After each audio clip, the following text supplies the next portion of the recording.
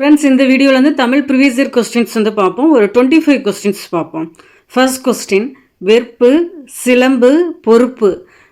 இந்த சொற்கள் குறிக்கும் பொருள் வந்து என்னன்னா மலை. நம்ம அடிக்கடி பார்த்துருக்கோம். வெற்பு அப்படின்னா மலை அப்படிங்கிறது தெரியும். சிலம்பு, பொறுப்பு அப்படின்னாலும் வந்து நம்ம வந்து மலையை தான் குறிக்குது. வெற்பு, சிலம்பு, பொறுப்பு ஆகிய சொற்கள் குறிக்கும் பொருள் வந்து என்னன்னா மலை. நெடிலோடு உயிர்த்தொடர் குற்றியல் உகரங்களுள் பர ஒற்று இரட்டும் வேற்றுமை மிகவே. இந்த விதிக்கு சான்றான தேர்வு செய்க அப்படின்னு வந்து சொல்கிறாங்க. காட்டுக்கோழி, நம்ம அதை வந்து அந்த புணர்ச்சி விதி வந்து கொடுத்து அந்த விதிக்கான வந்து எடுத்துக்காட்டு எது அப்படின்னு கேட்டிருக்காங்க.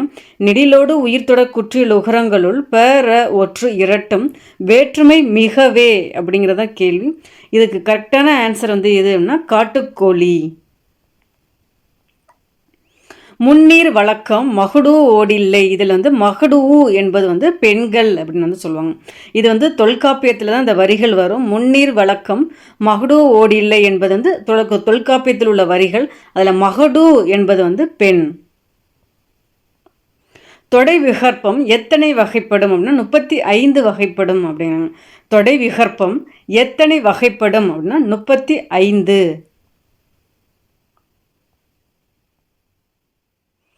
கீழ்கண்டவற்றுள் எது சரி அப்படின்னா தொகைநிலை தொடர் 6, தொகாநிலை தொடர் 9 வகை.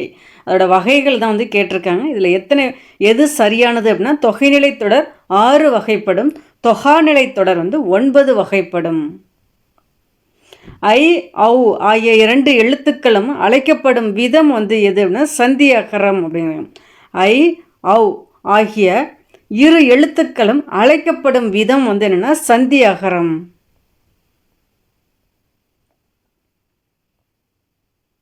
முற்றியலுகர சொல் வந்து எழுதுக அப்படின்னா முற்றியலுகர சொல் அப்படின்னா வந்து அந்த எழுத்தில் வந்துன்னா இறுதியாக முடியும் போது குசுடு துபுரில் முடியாமல் வர உகரம், அதான் வல்லினம் அல்லாத உகரம் வந்து முற்றியலுகரம் அப்படின்னு வந்து சொல்லுவாங்க.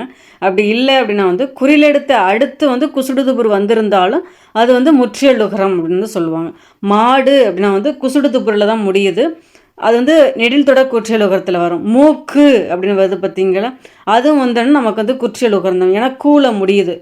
அந்த உகரம் வந்து வல்லின உகரம். க ச ட தபர இருக்குது பார்த்தீங்களா, அந்த வல்லின உகரம் தான் கு சு டு து பு ரு அப்படின்னு வந்து சொல்லுவோம்.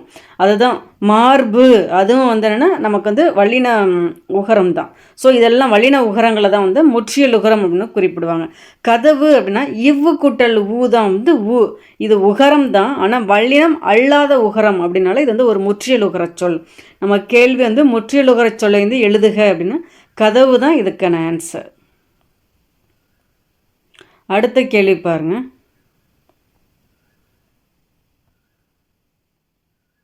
கீழே கொடுக்கப்பட்டுள்ள சொற்களில் ஒரு பொருட்பன்மொழி சொல்லை தேர்வு செய்க அப்படிங்கிறாங்க. மீமிசை ஞாயிறு, அதில் மீ அப்படின்னாலும் மேல் தான் வரும், மிசை அப்படின்னாலும் மேடு தான் வரும். ஸோ ரெண்டுமே ஒரு பொருளை குறிக்கிறதுனால மீமிசை ஞாயிறு அதுதான் கரெக்டு. உயர்ந்த கட்டடம், மையப்பகுதி, மேல் பகுதி இதெல்லாம் ஆன்சர் கிடையாது. நமக்கு மீமிசை ஞாயிறு அப்படின்னு, ஞாயிறு அப்படின்னா கதிரவனை தான் குறிக்கும். அதில் மீமிசை மீ அப்படின்னாலும் மேல் தான் வரும், மிசை அப்படின்னாலும் வந்து மேல் அதை தான் குறிக்கும், மேடு தான் குறிக்கும். ஸோ இதுக்கான ஆன்சர் ஒரு பொருட்பன்மொழிக்கான ஆன்சர் வந்து மீமிசை ஞாயிறு. பெரு என்ற வேர் சொல்லின் வினையாளனையும் பெயரை தேர்வு செய்க அப்படின்னா பெரு அப்படின்னா பெருபவன், அதுதான் வந்து வினையால் அணையும் பெயர். பெரு என்ற வேர் சொல்லின் வினையால் அணையும் பெயர் வந்து பெருபவன். பொறுத்துக இலக்கணம் உடையது அப்படின்னா வந்து நிலம், அதுதான் இலக்கணம் உடையது.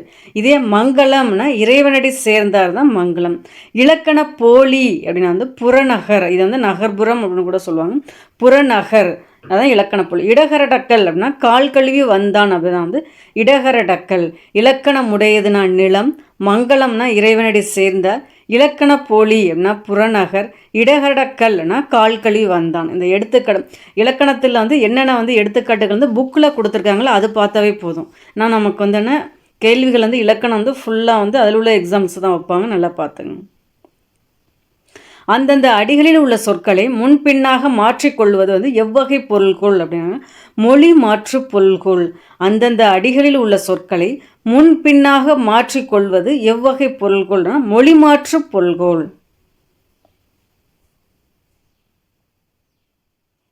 பொருள் தேர்வு செய்க. அங்காப்பு அப்படின்னா வாயை திறத்தல் அப்படிங்கிறாங்க. பொருள் தேர்வு செய்க. அங்காப்பு என்பது வந்து வாயை திறத்தல். வினைமுற்று படித்தான், அதுதான் வினைமுற்று. இதே படினா வேர்ச்சொல் வரும், படித்தனா பெயரெச்சம், படித்து அப்படின்னா வினையெச்சம், படித்தான் அப்படின்னா தான் வினைமுற்று. தவறான ஒன்றை தேர்வு செய்கன. கிறு, கின்று, ஆனின்று இதெல்லாம் வந்து என்ன இடைநிலை, நிகழ்கால இடைநிலைகள் வந்து குறிப்பிடும். இதில் இல், அல், ஆ அப்படின்னு வந்தால் எதிர்மறை இடைநிலை வந்து குறிக்கும். இதில் இந்த இல அப்படின்னு வந்திருக்கனால இது வந்து ஒரு தவறான ஒன்று. கிறுகின்று, ஆனின்று அப்படிங்கிறது வந்து இது வந்து நிகழ்கால இடைநிலைகளில் வரும். கிறுகின்று, ஆனின்றுனா நிகழ்கால இடைநிலை. இத்து, இட்டு, இரு, இன்னு வந்து இறந்த கால இடைநிலை. இப்பு, இவ்வு வந்தால் எதிர்கால இடைநிலைகள் வரும்.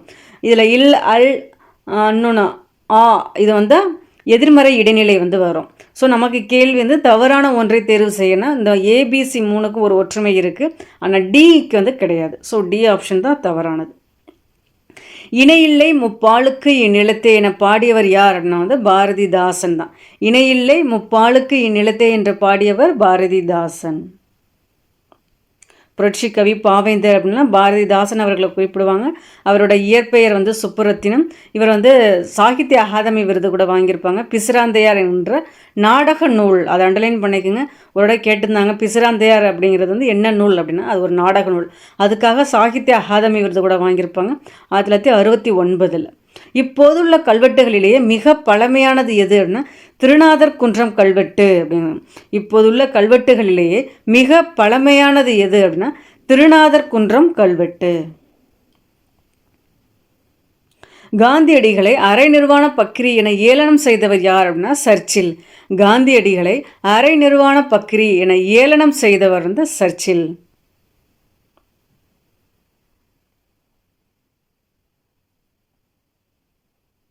ஏழையின் குடிசையில் அடுப்பும் விளக்கும் தவிர எல்லாமே எரிகின்றன. இதனை பாடிய கவிஞர் வந்து வள்ளிக்கண்ணன். ஏழையின் குடிசையில் அடுப்பும் விளக்கும் தவிர எல்லாமே எரிகின்றன. இதனை பாடிய கவிஞர் வள்ளிக்கண்ணன். களம்பகம் பாடுவதில் புகழ் பெற்றவர் யார் அப்படின்னா வந்து இரட்டையர் அப்படின்னு. களம்பகம் பாடுவதில் புகழ் பெற்றவர்கள் யார் அப்படின்னா வந்து இரட்டையர். இந்திய அரசியலில் சாணக்கியர் யார் அப்படின்னா ராஜாஜி. ராஜாஜி தான் ராஜகோபாலாச்சாரியார் அப்படிம்பாங்க. இந்திய அரசியலில் சாணக்கியர் வந்து ராஜகோபாலாச்சாரியார். இவர் வந்து 1937 to 39, 1952 to 54 வந்து சிஎம்மாக பணியாற்றியிருப்பாங்க. இந்திய அரசியலில் சாணக்கியர் யாருன்னா ராஜகோபாலாச்சாரியார். ஆன்ம ஈடேற்றத்தை விரும்பும் பயணம் குறித்த நூல் வந்து ரட்சணிய யாத்ரீகம் அப்படின்னா. ஆன்ம ஈடேற்றத்தை விரும்பும் பயணம் குறித்த நூல் வந்து ரட்சணிய யாத்ரீகம். ரட்சணிய யாத்ரீகம்னா இதன் ஆசிரியர் வந்து H.A. கிருட்டிணப்பிள்ளை. அவரை கிறிஸ்தவ கம்பன் அப்படின்னு கூட குறிப்பிடுவாங்க. அது வந்து ஒரு வழி நூல். பில்கிரிமிஸ் ப்ராக்ரஸ் அந்த நூலை தழுவி தான் வந்து H.A. கிருட்டிணப்பிள்ளை வந்து ரட்சணிய யாத்ரீகம் அப்படிங்கிற நூலை வந்து படைச்சிருப்பாங்க. இதில் என்ன கேள்வி, ஆன்ம ஈடேற்றத்தை விரும்பும் பயணம் குறித்த நூல் வந்து எது அப்படின்னா வந்து ரட்சணிய யாத்ரீகம்.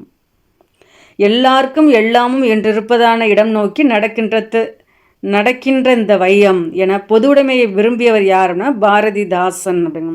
எல்லாருக்கும் எல்லாம் என்றிருப்பதான இடம் நோக்கி நடக்கின்ற இந்த வையம் என பொதுவுடைமையை விரும்பியவர் யார் அப்படின்னா வந்து பாரதிதாசன்.